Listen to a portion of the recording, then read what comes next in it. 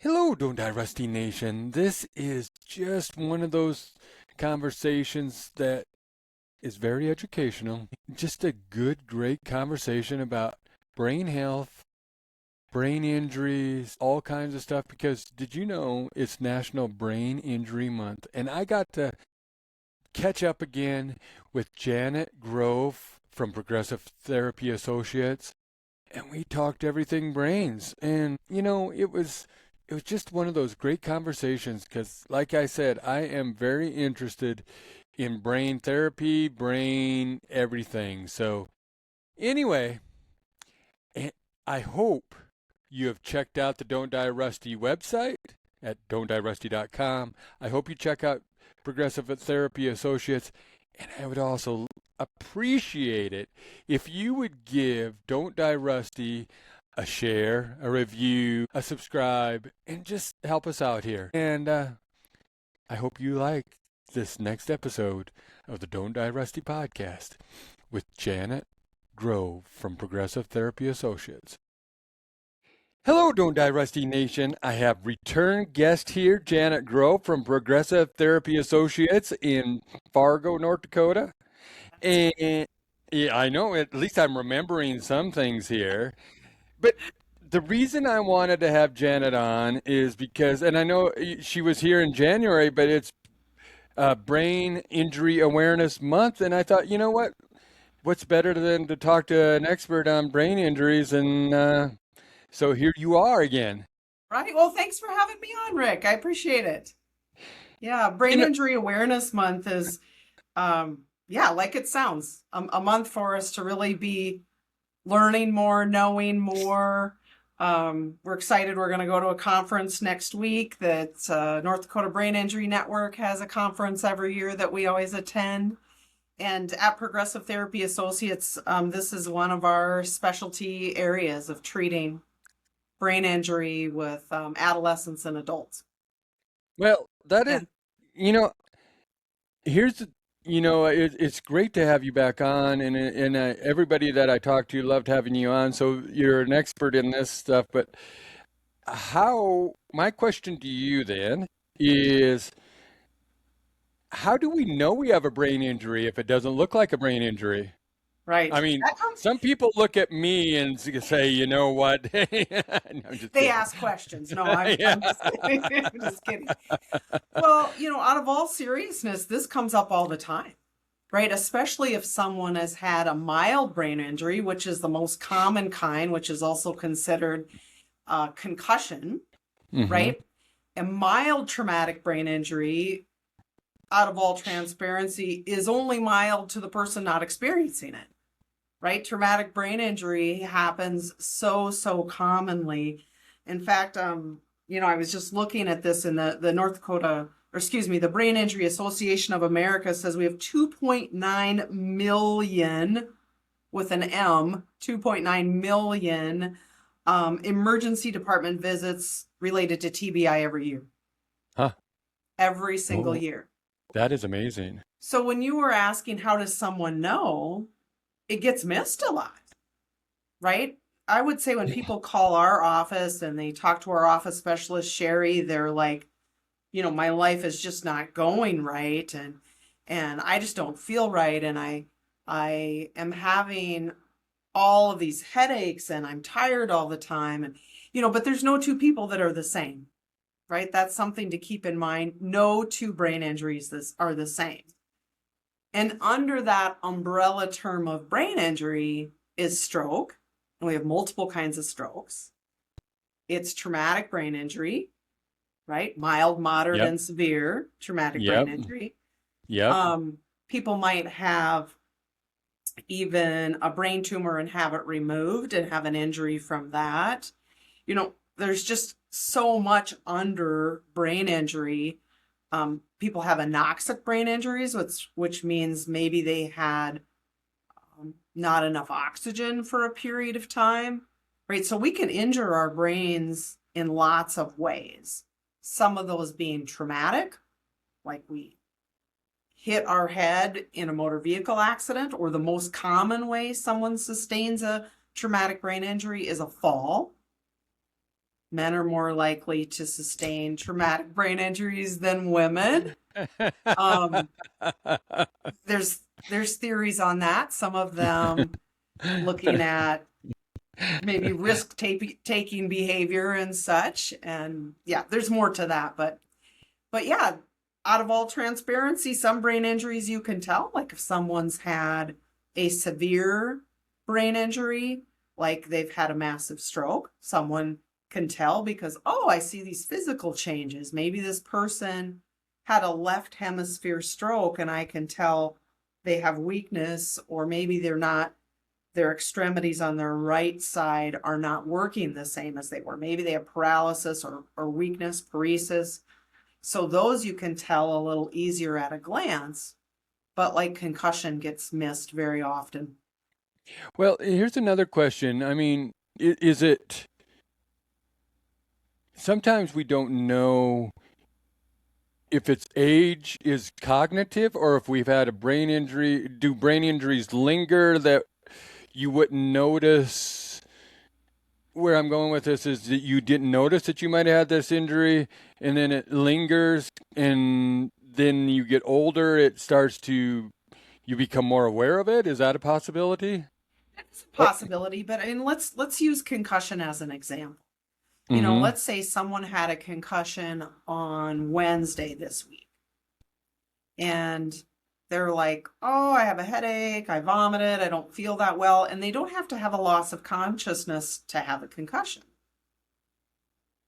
Well, we have this we know research tells us a chemical cascade inside that brain takes place for 2 weeks following that concussion. So this person feels a little off, and maybe they stay home from school, and maybe they don't practice at football, or right. I mean, they make some changes, or maybe they don't make any changes at all, and then they go back to their demand, and that's when they can tell, boy, this is hard for me, or this doesn't make sense. And so when you were talking about it might show up when someone's older, it might both show up sort of symptoms that are delayed by days or weeks, or if someone has had multiple brain injuries, those effects are accumulative, if that makes Yeah, sense. it does. Because, like, do we, I mean, how do we see this? Because, like, do you have a lack of energy? You have a lack of focus? You have, like, memory problems? I mean, how do we decide, think, you know what? I should either go see the doctor, I should go see Janet, that kind of thing. Right. So a lot of times people will just say they feel off, especially if it's a mild brain injury or if they've had several mild brain injuries. So let's use traumatic brain injury as an example in concussion. So that individual should absolutely see their doctor and be diagnosed. Many people, if I'm giving this example of the person on Wednesday, I would hope they would have gone in, had imaging done, because a CT or MRI gives us information that may be clear. And typically it is if someone has had a mild brain injury. So, oh, your CT looks good, your MRI looks good. They'd most likely do a CT. That does not mean there's not damage to your brain, because that damage takes place at the cellular level, right? That tearing and Mm, shearing that takes place. yeah. And so if you think about a concussion, for instance, there's what we call coup contra coup. So when you think about that, if I, just, grab this brain over here, Yeah. right? And maybe there's a car accident or someone's rear-ended, this happens, right? Yep. So we sort of just think, oh, my neck hurts, I got whiplash. Oh, but what happens is also our brain can jar inside of our skull. The inside of our skull is not smooth, right? It's also very Yeah. hard. So definitely someone can injure their brain without even having contact with a windshield, as an example. Just Mm-hmm. that jarring inside your brain can cause a brain injury, can cause a brain bleed, can cause a concussion. And so absolutely, even if you think you're fine, make the trip, go in, get checked out. And, typically someone will be sent home saying, stay away from screens, need you to rest up, don't be climbing on a ladder, right? Reducing risk. Because someone that's had a brain injury, one, is twice as likely to have another. And then the numbers just dial up. If someone's had two, someone's had three, right? The likelihood that, especially during that recovery period, someone's more susceptible to injury. They're going to be likely, if it's concussion, they're likely having headaches, light and sound sensitivity, foggy thinking. Maybe this really happy-go-lucky guy is pretty owly, kind of agitated and grumpy, more easily fatigued, just out of sorts. Is that, because I was going to say that, because I was thinking about the owly part, that not in your, not really the happy, jovial person can be owly. Yeah. But I was thinking about, does the choices you make or the decisions you make, like, that's not who they used to be. Does that change too? Or, it can change, right? Especially with moderate and severe brain injury, especially, we'll see changes in personality. I think about a man I worked with a long time ago that had a motor vehicle accident, and he had a severe brain injury. And he was sort of a bruiser. I mean, he was a guy that, he would get into fights and be one of the first guys to throw fists and that sort of thing. And he was, a really a big guy. And after his severe brain injury, he was very mellow and very not aggressive, not so his personality changed in that direction. We usually see if there's a change, it's not in that direction. It's not somebody's the feisty, short-tempered, and then they, kind of go from the lion to the kitty cat. We don't usually see that. We usually will see the opposite, where you have this maybe sweet elderly lady that sustains a severe brain injury and all of a sudden uses language that nobody in her family ever heard her use ever before. They're like, what is happening here, Mom? Because that frontal lobe is responsible for filtering, right? Sort of putting on the brakes, sort of using the right language in the right environment. And so, to answer you, we can absolutely see changes with mood. We can absolutely see changes with personality. And some people and family members, that will be what they call our office saying. They're not really even thinking about attention and memory or energy. They're just like, whoa, my kid really seems different. Oh, Mom really seems quite owly. Or their affect, right? So their facial expressions are really muted or flat. They just have that look like, leave me alone. They're not grumpy, but that's part of the injury to their brain. Yep. Well, because, that isn't, so I'm going to go here with this is I'm trying to word it right, but do we see this like you're grieving to be your old self? How do you handle that? Because I'm saying to myself, I used to be this way. Why can't I get back to being Rick, we'll just say, or whatever, because I don't know why I'm this way and I've had this injury, but I want to get back to where I was. I can look at videos or pictures of who I used to be, and that's just not me. Yeah. Sometimes we'll see that awareness and insight, that ability to identify, oh, I'm different in this way. And sometimes you'll see there's no awareness or insight at all. That person, especially with very severe brain injury, initially might not be upset about it at all because they aren't aware of the changes. So sometimes that's something that people come to us with where they're really frustrated already and they know. Um, and obviously being able to treat that and being able to break down their day to day to start to get back to some of those normals, right? Yep. And going about life in a different way, right? You might not go Yep. from A to B to C in the Yep. exact same way you did. You might need to go from A and rest Yep. and break down B and then rest, right? So going about life in a different way, we're teaching people to do that every day. You know, you think about the real approach to it, and if it's simplified, you know, we just look at kind of a three-prong approach to building up, rebuilding those skills, you know, the education to really be an expert on your own brain and applying tools.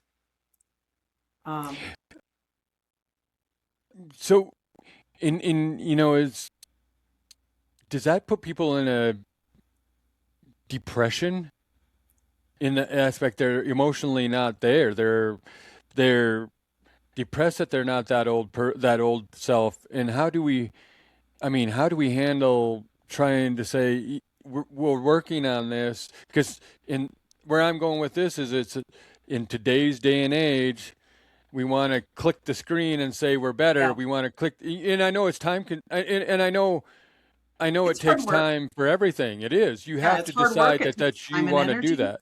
Right, right. Because I had a friend that he was taking, I think it was mules up to Idaho. They rolled the vehicle, had an injury. He had a brain injury, and it wasn't it wasn't good. His wife was stood by him, but he was mean. Yeah, I mean, it got to be where the marriage was being strained because of his injury, and he realized that. And that, I mean, I don't see it in him myself, but I don't live with him either. You know what I right, mean? right. But he's better now. And his wife says he's better now. But you're trying to heal your brain, and I think emotionally that has to take energy. It has to take Absolutely. your decision in which we've talked about before in the last one. It's more than medication, it's also rest. You got to rest the brain. Right. So there are almost always things with mood, you know, anxiety and depression that go along with brain injury. So ignoring that or just like, oh, I'll just pull myself up by the bootstraps here and you know, just push forward, push hard, it doesn't work the same way as lots of other things, right? The importance of rest, the importance of mental health, the importance of cognitive health and physical health, really working together with a treatment team is going to make the biggest impact. And so, absolutely, mood is a component. Absolutely, I would be pulling in those mental health folks. The work we're doing here at Progressive Therapy Associates, I don't specialize in anxiety. I don't specialize in depression.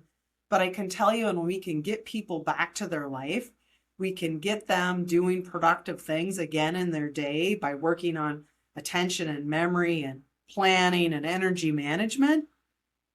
Boy, I can tell you their mood improves. They feel, Oh, you know, versus the like, okay, I just feel like I'm riding on the roller coaster, let me off. They can at least get a hold of the steering wheel and start to, you know, kind of have some control again in their day-to-day life. And that is just monumental. because I think if you even get one little win, that starts building you up. Absolutely. And if it's sleep, if you can get that sleep without having being disturbed, we'll just say, as in a dream, or if you can just get some solid sleep. Because I have to admit, I mean, of course, being older now, I understand things a little bit better. But when you're burning candles at both ends, thinking you can do everything when 3-4 hours of sleep, I'm running probably 7 to 8. I try to do 8, but I mean, I'm running 7 to 8. Sure. I used to think that I could do it on anything on 4 hours. Just give me a nap. Give me 4 hours and I can, because you want to have fun in life, but you don't want to stop. You have to Yeah. pay bills too. And it's dangerous to people if, when you don't understand that you need to have that sleep. Absolutely. And sleep is important for all of us. I mean, I know that's something that we talked about, but if I had someone that sustained a traumatic brain injury in particular, and there was only one thing I could have them do, it would be to have a therapeutic routine, which sleep is on point, movement is on point, doing things you enjoy is on point, right? And that's easier said than done. Hmm. But absolutely, if you don't have rest, and I don't mean rest as in just sleep, I mean brain breaks throughout a day. I mean opportunities for this person to calm their brain. And, because let's face it, I've said this to many people many times in my office. If I said to you, Rick, hey, I have this treadmill right here, jump on it. I'm going to turn it on high. Would you have any questions for me? I'd probably just ask you how to start it and get it going. You might want to know how long, right? Like Yeah. Oh, that's true. how long do you expect me to? I can do this on high, but not like till tomorrow. Yeah. But we don't really think too much of putting our brain on the treadmill on high and just leaving it there and wondering why it's not working optimally, Yeah. right? So Yep. many people that I'm seeing, the first sign of very significant neural fatigue, like that brain tired, is it shows up as they're crabby, they're sharp, they're snappy with their family, their tone needs some adjusting. Yep. Almost always neural fatigue is a component of that. And so we address neural fatigue all the time because if you can't take good care of your brain, we don't see improvements with attention and memory and planning, initiation and being able to put on the brakes, not so good, right? Emotional control goes out the window if rest is not factored in. It's a key part of brain injury recovery, whether you've had a traumatic brain injury or whether you've had a stroke. Really key.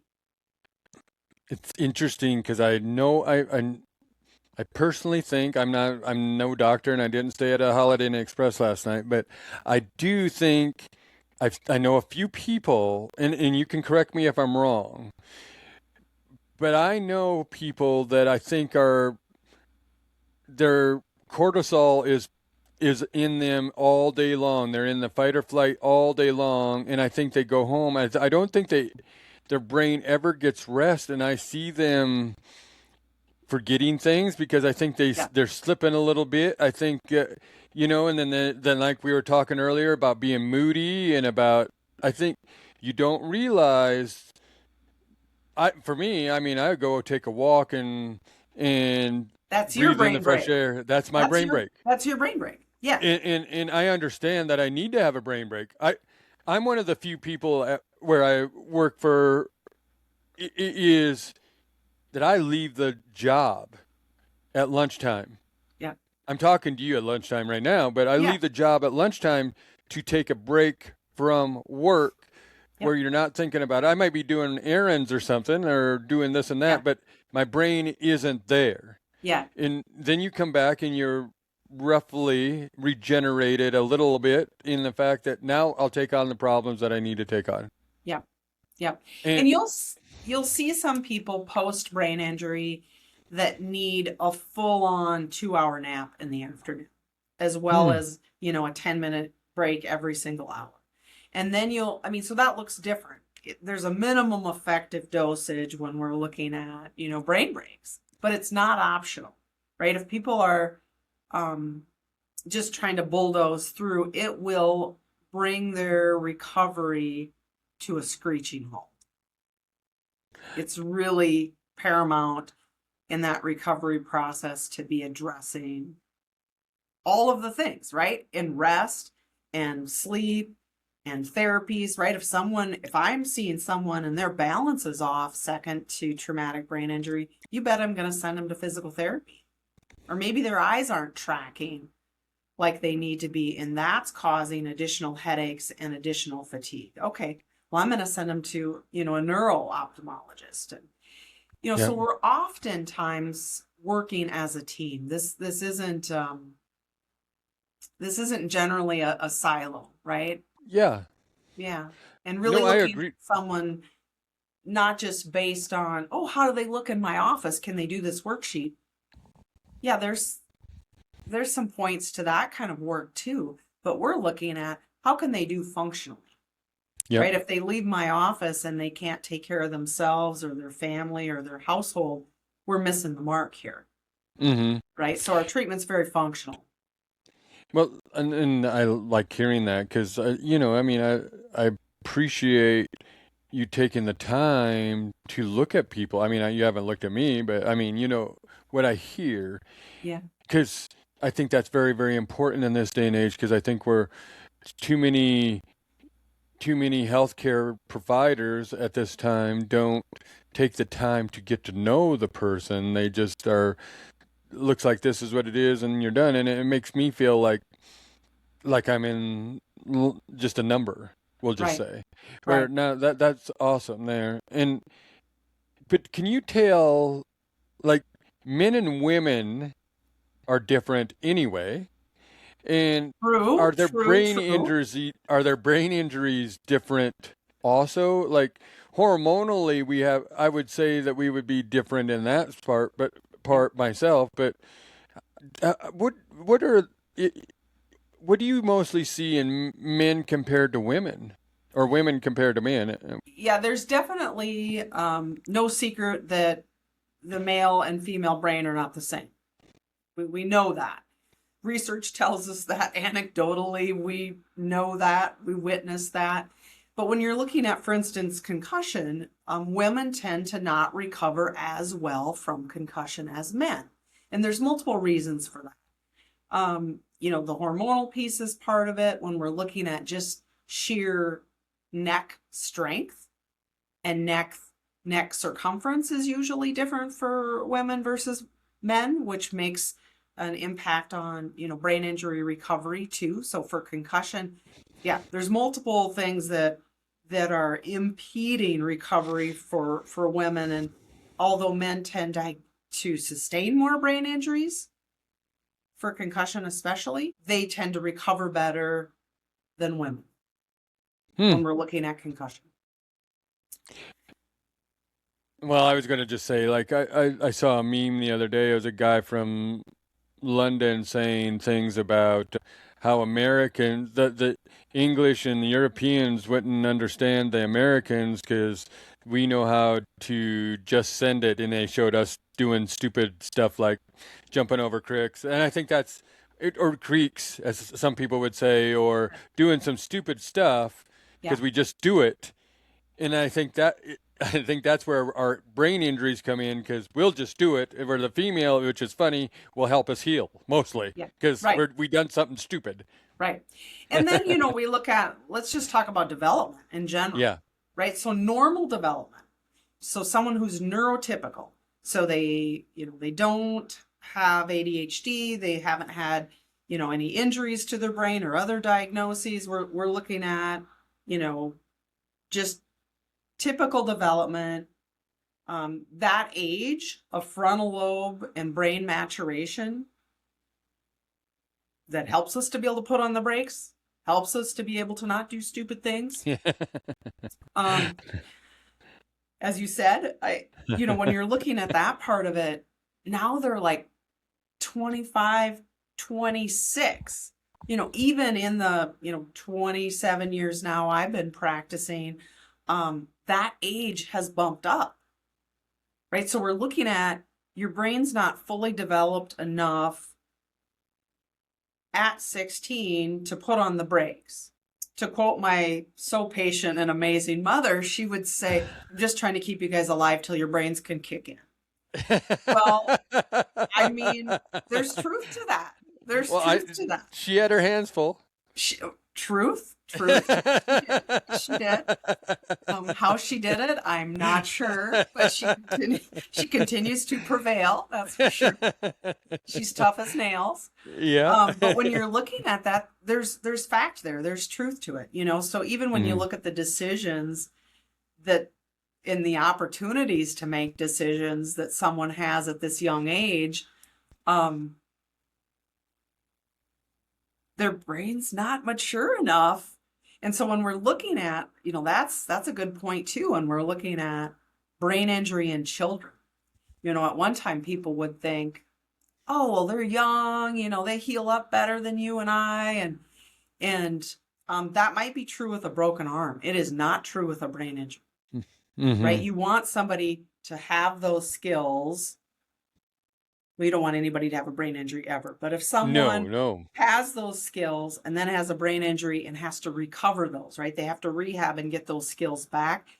Those folks do better than the person that had a depressed skull fracture at 14 and never had a fully developed frontal lobe and had this injury to it. Those outcomes look worse.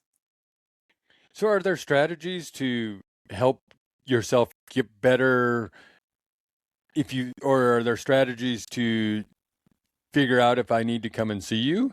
Absolutely. Yeah. Yeah. We do a free consultation, and that gives us an opportunity to kind of find out what's going on, what's going well, what's not, you know, what would we potentially do about that, whether that's in person or online. Um, yeah, we're licensed in North Dakota and Minnesota. And yeah, so free consultation, whether that's in person or online, is a great way.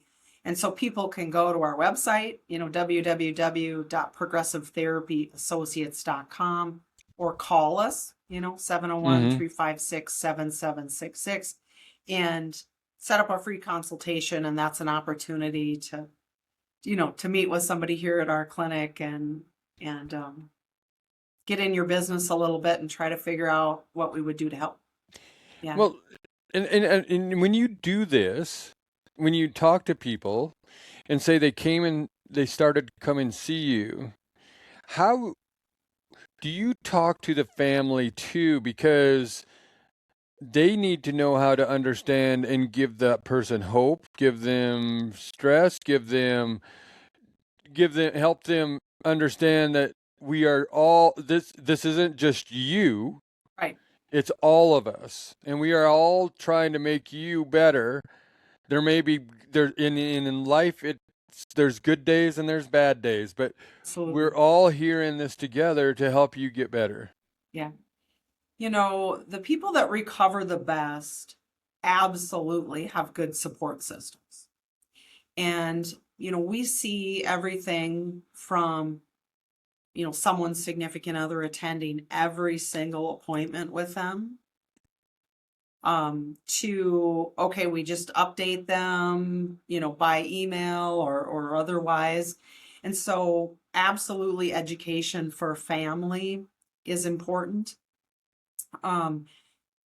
Education is a key part to every single treatment session and every single individual that walks through our door.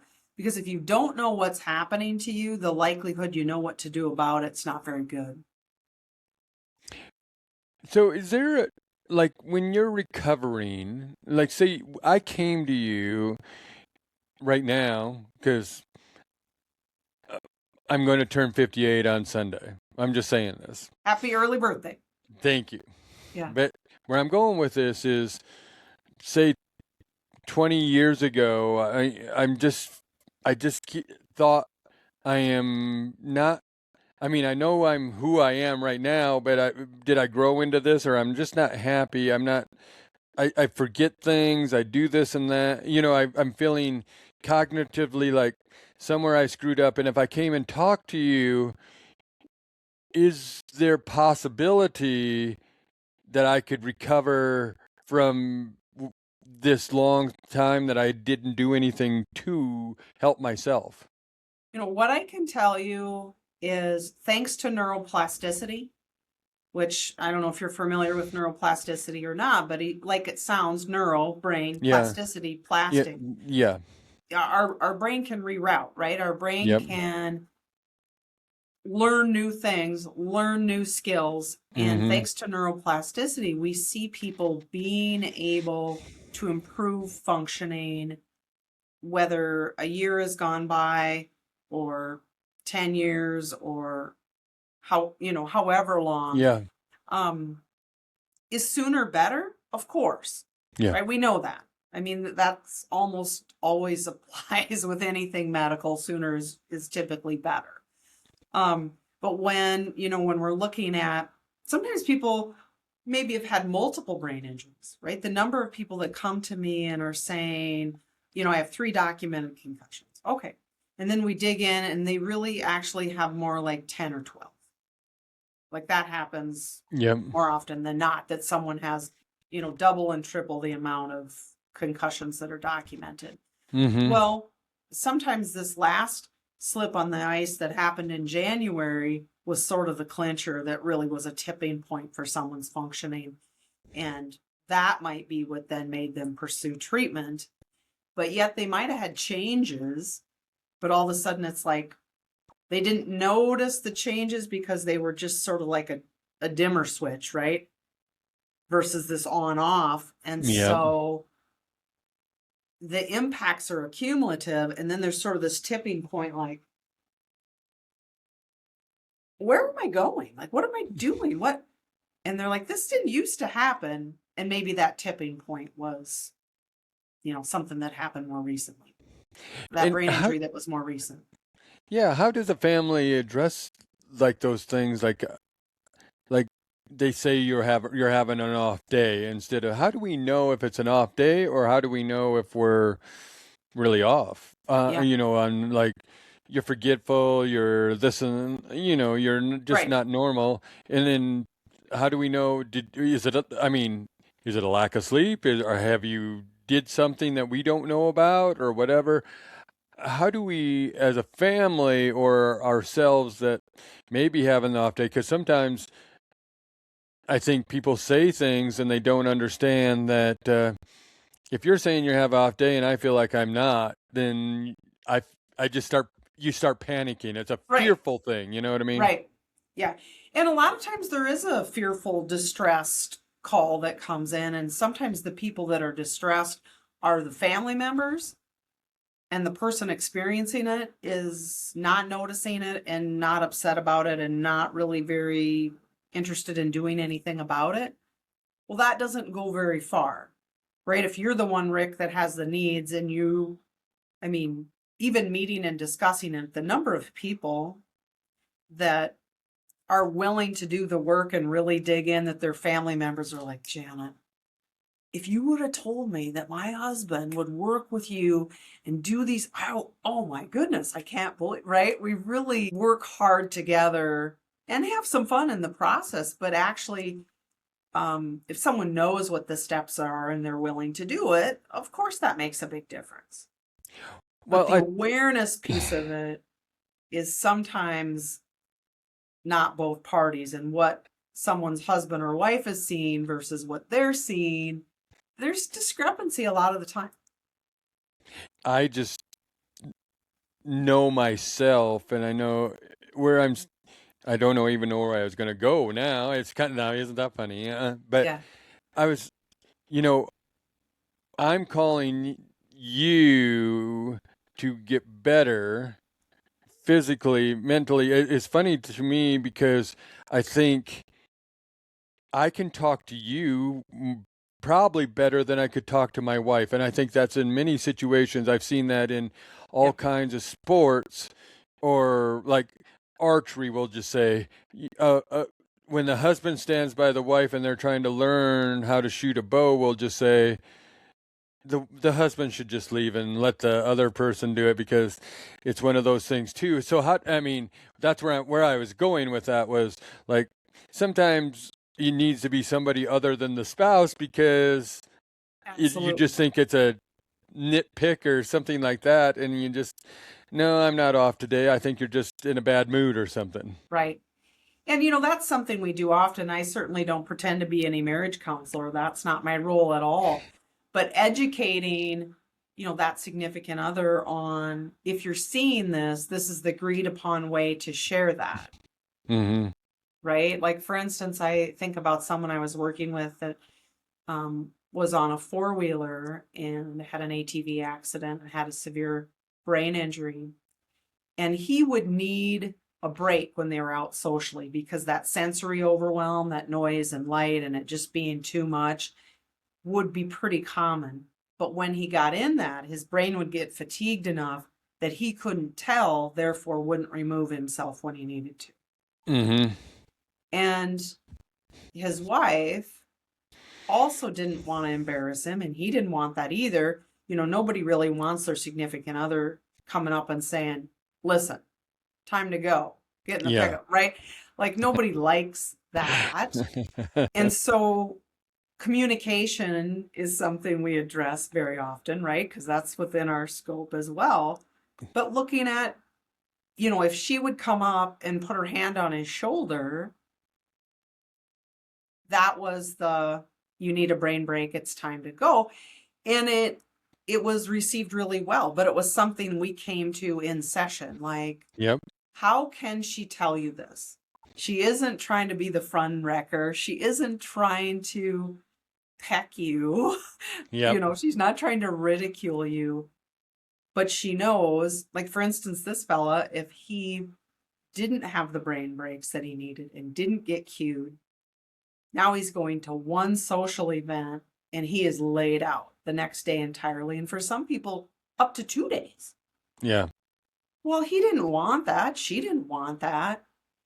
So really becoming an expert on your own brain and you having the help of your loved ones is really important in that process, for sure. For sure. Well, I believe that, and I believe the people around you, and if you understand that the injury or that you suspect something, and sometimes if a person is suspecting something, it's like in everything, if you make it their idea to come in, just kind of keep on saying, I think that's why I do this podcast, is because I want to be transparent in the aspect that I think if I'm in this position, I want people to know that you can go do it too. Right. So that's why I try to talk to doctors and people like you that have the information. And coming up, I just talked to Heather Gerst she's the digestive doctor, because I'm not going to get into the gastro or whatever part of her job, but she talked me into doing a colonoscopy. I'm 58 and never had one, but I'm trying to get people, because I think I was more embarrassed than fearful, and I'm just saying we can't be fearful to come and talk to you, because the brain is the most important thing in our body. Absolutely. You know what I mean? So if we can fix the situation, let's fix it. Yeah. And we're looking at this is as simplified as it gets. The brain's the main station, period. Yeah. And so when you're looking at brain health, everything else is trickle down. Everything else is impacted by that. And the sooner people are getting care, the more likely they are to be able to get back to the components of their life that they need and want to. And exactly. That matters immensely. And needless to say, we didn't talk about this today. Maybe this is another time, but when we're looking at prevention, right? I mean, that's the first step. When you're really looking at brain injury awareness is, you likely didn't grow up doing this, and neither did I, but you should get a helmet on your head, right? Like, you should protect your brain when what was the helmet? And wearing our seatbelts. We know people die every single year from brain injury, and the likelihood you're going to die from a brain injury if you've had a motor vehicle accident and you have your seatbelt on, is more than double the fact that, wearing that can can be helpful in prevention and also from decreasing the amount of injury. The greatest, maybe you already know this, but if you're looking at the biggest risk that's leading to stroke, like what do you think that is, Rick? Well, What's the I would biggest say risk? the biggest risk. I don't know it. I would probably say sleep or eating. I don't know. Yeah, blood pressure. Blood pressure, Unmanaged yes. blood pressure is the highest risk factor for stroke. Many people can be walking around and be a time bomb and not know that because they don't know they have high blood pressure. Well, and that I would believe that, but I have never had that problem, so that's why I probably Yeah. didn't think about that. Because Mhm. I mean, I'm actually, it's funny because I've had a physical and then I went and talked to my functional doctor, so my blood pressure has always been good, but I never Yeah. thought about the blood pressure part because I think because I've talked to people that have mini stroke, like have had mini Like a strokes and they've TIA. had a few of them, Yeah. or that kind of stuff that you don't think about, and you don't know if it's just because that's where I was going with the memory or Yeah. how do we know you didn't have a mini stroke? Well, and that can happen, right? And a lot Yeah. of times people have like a mini stroke or what they call a TIA, a transient ischemic Mm-hmm. attack. Um, and those are a warning, Mm-hmm. right? Typically, So, those are considered a warning.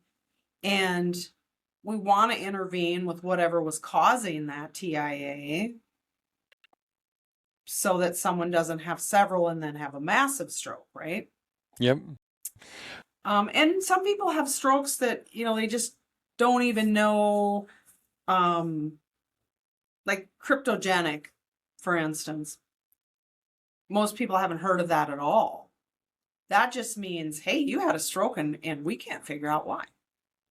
We've looked at your Mm-hmm. heart, we've looked at, and typically that's going to require, longer testing and more investigation because, I mean, not always, but usually AFib is somewhere, you know, to play in that. Yeah. Like the number of people who had strokes secondary to COVID, and they're just Mm-hmm. like, I don't know what caused this. I don't know where this came from, or I don't, right? Yep. And that's what they could point that to.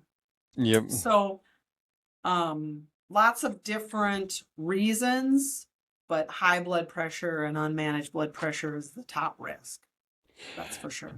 Well, interesting. So I have a question. How about I know you got to go help somebody, so Yeah. I know that you have to get going here. Yeah. But how about we do one in a few months here on prevention? Okay. Yeah, You know, absolutely. because Yeah, I think people need to. I mean, we talked about the injury, and I understand it's Brain Injury Awareness Month. That's kind of why I wanted to talk about this. yeah, But I thanks for thought, having me. yeah, in a couple months, I would like to let's talk about how to prevent some of these brain injuries, or like we were just talking about stroke or blood pressure or whatever else, and how Yeah, we can maybe help our brain or whatever, or maybe even help give our brain energy in the right. aspect of eating or whatever else we need to do. Yeah, when we're looking at the prevention part of it, talking about different kinds of stroke and prevention there. Yeah, I would be glad to talk about that piece of it. I'm really interested in the brain, and I'm really interested in just being the better version of myself. I'd say in the last 10, 15 years, I've really started really worrying about my health, but so all this stuff is coming around because I want to be that 80, 90-year-old that is still doing things. So I think more people are getting to understand that too. So I think all this information we can get out there is It's helping helpful. people. Yeah, Yes. yeah. And essentially, another thing that we'll talk more about, but it's it's knowing to just go get checked out, right? It's knowing like if someone has any signs or symptoms of stroke, they have weakness or they seem just off. If you make a wasted trip, good for you. That's Yep. great, right? Every second counts, Yep. right? So they're like, oh, I feel totally off today. Oh my goodness. I have the worst headache I've ever had. Okay, well, these are things to get checked out. For sure. Err on that side. Whether you grew up that way or not, err on that side. Make that extra trip, get checked out. And, we would be glad to help people, like I said, in person or online. At Progressive, we see people with different kinds of brain injuries every single day. And our goal is just to get them back to their best self, right? Get them back to their life. Well, every second counts, but every second's lost if you don't go do that. So absolutely, why wouldn't you want to fix yourself so you don't lose those seconds? Like, forget about those seconds. Let's fix those seconds that you are losing so you have great memories. Yeah. So you can take care of yourself and do the things you enjoy. Right. Exactly. Right. So I'll end this with, what's the next adventure for Janet? Oh, the next adventure for Janet. In the near future, like I said, we have the Brain Injury Conference next week. So looking forward to learning new information there. We're always launching, new programs, new opportunities here. So take a look at us online and you'll see what we've been up to on Facebook and Instagram. And so that's what's next here. Well, everybody should go follow you on Facebook and Instagram. That's where I get a lot of my information, and I know what you're up to. And, you've been talking a lot ADHD, brain injuries, all kinds of stuff. And that's where I really enjoy that you put out a little information here and there, and I get to study up, or I get to think about what's going on. Yeah. Thanks for having me, Rick. Yeah. So thank you for being on the Don't Die Rusty podcast. You're welcome, and see you next time. Yep. So don't die rusty, nation. Keep chasing your dreams, being the best you, and don't die rusty. I want to thank you for listening to this episode of the Don't Die Rusty podcast.